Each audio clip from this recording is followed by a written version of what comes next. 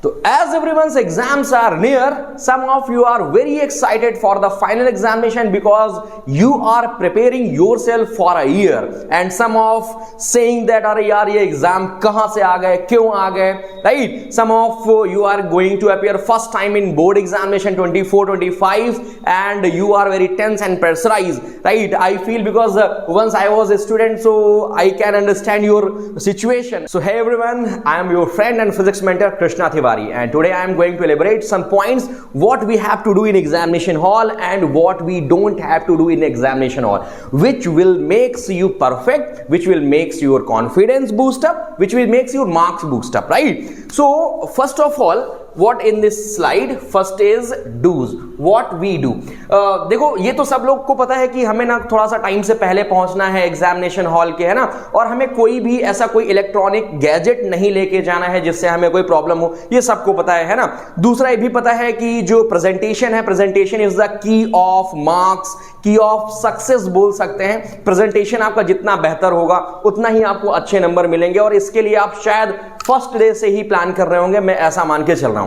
सो कुछ little things हैं, कुछ छोटी छोटी चीजें हैं जो हमें समझना चाहिए कि हमें क्या करना है क्या नहीं करना। मे बी इससे आपको बहुत ज्यादा हेल्प मिलेगी आपके एग्जामिनेशन में, ठीक है। तो first of all, eat right before the examination. एक स्टेटमेंट है, भूखे भजन ना होए Gopala. If you don't know तो प्लीज आस्क योर पेरेंट्स कि जब कभी भूख लगी होती है तो भजन करने का मन नहीं होता, तो एग्जामिनेशन के पहले थोड़ा सा करना है। ऐसा नहीं है कि आप पेट भर के बढ़िया राजमा चावल खा के जाओ फिर वहां एग्जामिनेशन हॉल में सो जाओ जाकर के, ना, ऐसा नहीं करना है। दूसरा क्या है, stay calm and focused. Some of students are very tense when they see the paper. उनको लगता है कि मैं क्या पढ़ के आया हूं, ये क्या आ गया, और सब कुछ ब्लैंक हो जाता है, जो आ भी रहा होता है वो भी नहीं आ रहा होता है। इसका सिंपल सा रीजन है कि आपको अपने माइंड को काम रखना है, एकदम फोकस्ड रखना है, डिस्ट्रैक्ट नहीं होना है ना। लोग अगल बगल वाले क्या बोल रहा है, बाजू वाला क्या बोल रहा है, इससे हमें मतलब नहीं है। पहले अपने दिमाग को थोड़ा ठंडा रखना है। क्या कई बार होता है कि आप एग्जाम देने जाते हो, पेपर आपको ऐसा आता है कि जो आप पढ़ के आए हो वन नाइट बिफोर वही सब कुछ आपको पेपर में दिख रहा होता है, लेकिन आप इतने एक्साइटेड हो जाते हो, इतने ओवर एक्साइटेड हो जाते हो कि जिससे आपको ये भूलना शुरू हो जाता है और चीजें क्या हो जाती हैं, डिस्टर्ब हो जाती है ना।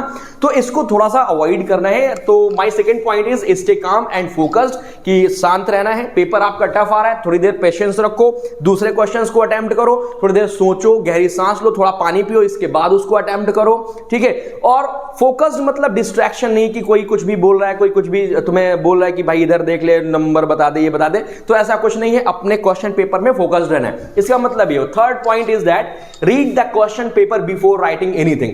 आप ना सबसे पहले क्वेश्चन पेपर पढ़ेंगे। आपको पता है ना 15 मिनट्स का टाइम आपको क्वेश्चन रीड करने के लिए दिया जाता है, तो क्वेश्चन पेपर वो रीड करेंगे। उस 15 मिनट्स में आपको ये आइडिया लग जाएगा कौन सा सेक्शन मुझे पहले करना है, तो पहले कौन सा सेक्शन करना है ये आइडिया लगेगा। दूसरा, मुझे कौन सा सेक्शन में कितना टाइम लग सकता है ये आइडिया लग जाएगा आपको। और क्वेश्चन जब आप रीड करोगे ना तो उसमें छोटे छोटे पॉइंट्स को पॉइंट आउट करेंगे। जैसे कभी कभी नॉट लिख के आ जाता है, तो और बच्चे ना यस में आंसर कराते हैं और आंसर में नॉट लिखा रहता है, तो छोटी छोटी पॉइंट्स आपके नंबर कट कर सकता है, तो इसका विशेष ध्यान देना है आपको, ठीक है। फिर क्या है, प्लान योर टाइम। तो when you are doing any question, first of you think your amount की how much time it take, ठीक है, कि कितना टाइम ले रहा है, और उस टाइम को ना यूटिलाइज करना है मार्किंग स्कीम के जैसे कि फॉर एग्जांपल कि कोई क्वेश्चन हमारा 1 मार्क का है, तो we have to write like 2 और 3 लाइंस और 4 पॉइंट्स, है ना, और समथिंग एल्स। इससे ऊपर लिखने की जरूरत नहीं है। मैं तो कहता हूं 2 पॉइंट लिखो, काम खत्म। अगर वही क्वेश्चन आपका 3 मार्क्स का है तो फिर उसमें आपको लिखने की जरूरत है, जहां कहीं पर केमिकल रिएक्शंस वगैरह है, जहां कहीं पर सॉल्विंग है ना, वर्किंग है, ये सब आपको वहां पर शो करना पड़ सकता है, ठीक है। फिर कहता है कंसीडर द मार्किंग स्कीम। इसका मतलब क्या हुआ, कंसीडर द मार्किंग स्कीम का मतलब कि आप 2 नंबर के क्वेश्चन को 1 पेज लिख करके आओगे, इससे आपके नंबर 2 से 4 नहीं हो जाएंगे, मैक्सिमम 2 मार्क्स का होता है। तो पॉइंट वाइज आप लिखें, पैराग्राफ वाइज मत लिखें, और जब पॉइंट वाइज आप चीजों को लिखेंगे ना तो लगभग 3 से 4 पॉइंट लिखोगे, 2 नंबर आपको बहुत अच्छे से हंसते हंसते मिलेंगे, ठीक है। फिर क्या ध्यान रखना है आपको, कहता है कि शो योर वर्किंग। अगर कहीं नेसेसरी है, जैसे 3 मार्क क्वेश्चन में आपको लगता है नेसेसरी है तो भी आपको करना है, नहीं लगता है तो भी आपको करना है, अगर आपको आ रहा है और टाइम आपके पास मैनेज है तो। कभी कभी होता है कि हम ना पहले सेक्शन में ही इतना फंस जाते हैं कि हमारे लास्ट सेक्शन तक जाते जाते टाइम की कमी हो जाती है, हमें लगता है कि अब हमें स्पीड बढ़ानी पड़ेगी, जिसकी वजह से एक तो राइटिंग का भी नुकसान होता है, राइटिंग बहुत गंदी बनती है, और दूसरा हम एग्जैक्ट आंसर नहीं वहां पर एक्सप्लेन कर पा रहे होते हैं जो वहां पर लिखना होता है। तो टाइम मैनेजमेंट एक बहुत ही प्यारा सा की है जो तुम्हें उस पेपर में सक्सेस करने के लिए बहुत इंपॉर्टेंट रोल प्ले करेगा, ठीक है। फिर देखो क्या है, फिर कहता है रिवाइज योर आंसर। जब एक बार आप क्वेश्चंस पढ़ो, क्वेश्चन पढ़ने के बाद आंसर कर लो, आंसर करने के बाद फिर से एक बार आंसर देख लो कि क्या तुमने उसी क्वेश्चन के अकॉर्डिंग आंसर किया है, या कुछ आप एक्स्ट्रा तो नहीं लिख रहे हो, या कुछ ऐसा नहीं लिख रहे हो जिससे एग्जामिनर को थोड़ा इरिटेशन हो, ठीक है। तो ये चीजें कुछ पॉइंट्स आपको याद रखना है, लाइक कि थोड़ा सा खाना है, बहुत ज्यादा नहीं खा के जाना, स्टे काम रहना है, read the questions paper before the writing anything, कुछ भी लिखने से पहले क्वेश्चन बहुत ध्यान से पढ़ो। Plan your time, very important, plan your time, underline करो इसको। फिर एक कंसीडर द मार्किंग स्कीम, उतना ही लिखना है जितनी जरूरत हो। सो योर वर्किंग, अगर जरूरत है तो वर्किंग करना है, और रिव्यू योर आंसर, अपने आंसर को लिख लो। अच्छा, इसमें आपको ध्यान रखना है कि जब आप क्वेश्चन पेपर पढ़ेंगे ना तो वाइजली चूज करेंगे कौन सा आपका सेक्शन सही हो रहा है, ठीक है। जो सही सबसे ज्यादा लग रहा है कि हाँ मैं इस सेक्शन के सारे क्वेश्चन अटेम्प्ट करूंगा लाइन वाइज, ऐसा नहीं कि 23 किया फिर 28 कर रहे हो, फिर 24 कर रहे हो, फिर 22 कर रहे हो, नहीं, लाइन वाइज आपको अटेम्प्ट करने हैं। और सबसे इंपॉर्टेंट आपको यह देखना है कि आप पहला जो सेक्शन अटेम्प्ट करें उसमें ज्यादा से ज्यादा क्वेश्चन आपके सही होने चाहिए, क्योंकि ये एक गुडविल जनरेट करेगा एग्जामिनर के माइंड में, एक माइंडसेट हो जाएगा कि ये जिस भी बंदे की कॉपी है, जिस भी बच्चे की कॉपी है, ये एक अच्छा बच्चा है, क्योंकि सारे क्वेश्चन आपके सही हो रहे होंगे। तो आगे चांसेस है कि आपकी कॉपी में थोड़ा सा कम फोकस्ड होकर के चेकिंग की जा सकती है, ठीक है।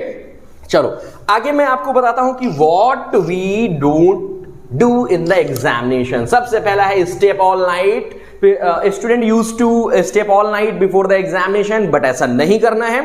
You must take proper sleep before the examination and अभी से अगर तुम लोग रात रात भर जग रहे हो तो इस सब करने की जरूरत नहीं है। घर में अपना एक टाइम सेट कर लिया होगा आप लोगों ने, उसके हिसाब से पढ़ो। रात भर जगने से कोई ज्यादा आपके पास माइंड सेटअप या कोई ज्यादा पावर या मेमोरी नहीं आ जाती कि रात में शक्तियां बढ़ जाएंगी, है ना, राक्षसी शक्तियां आ जाएंगी रात में, ठीक है। नाउ पैनिक और ओवरथिंक।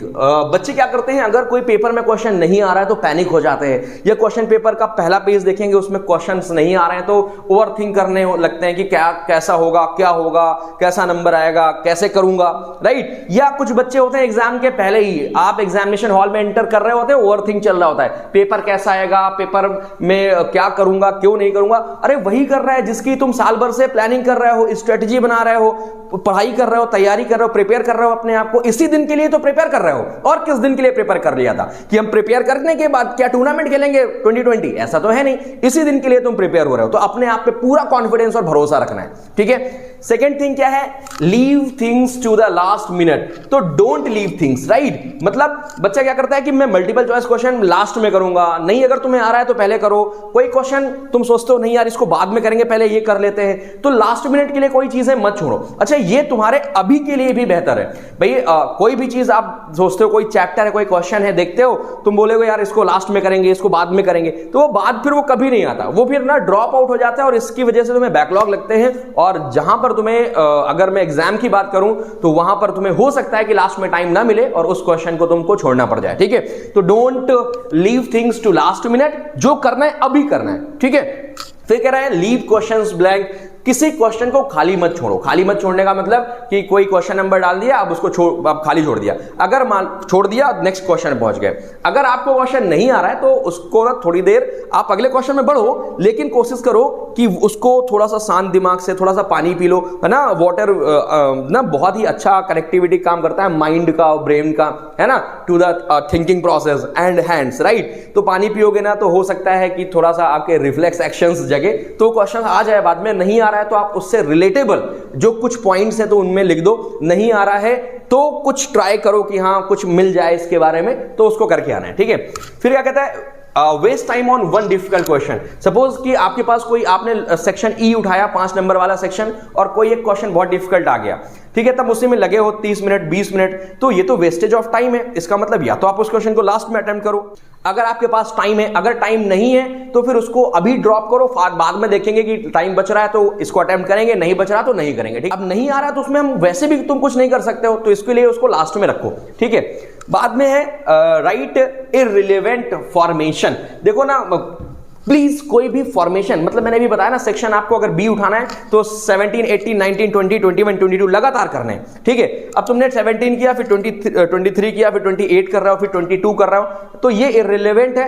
दूसरा, इसका मतलब क्या है कि कोई भी आप अगर आंसर लिख रहे हो तो उसमें कोई भी इंफॉर्मेशन जो उस क्वेश्चन से रिलेटेड ना हो वो लिखने की कोशिश मत करो, है ना। वो बहुत पुराने ओल्ड एज टाइम में हुआ करता था कि कुछ भी लिखाते थे तो नंबर मिल जाता था। तो अब ये टाइम स्मार्ट वर्क का है, right. To the point answer करो, पॉइंट वाइज लिखने की कोशिश करो, पैराग्राफ वाइज मत लिखो, ठीक है। और जो कीवर्ड्स हैं उनको अंडरलाइन करो, क्लियर। फिर है रश थ्रू द क्वेश्चंस, जल्दबाजी में कोई क्वेश्चन मत अटेम्प्ट करो। हमेशा ना बच्चे क्या करते हैं कि उनको अगर क्वेश्चन दिखा, कुछ सिमिलर मिल गया जो पढ़ के आया, तो उनको लगता है वही सेम क्वेश्चन है, पूरा क्वेश्चन करते भी नहीं और आंसर कर देते हैं उसका, है ना।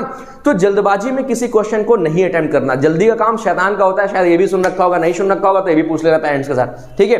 बाकी क्या है, मेन फोकस करो कि आप अपने पे भरोसा रखो, ठीक है। And I am not going to waste your too much time, okay. So I am believing you, I am proud of you and you are the best, and हमारी तरफ से बेस्ट विशेस है। Thank you so much for today's video. फिर मिलेंगे किसी next video में, ठीक है। Bye bye, tata, take care.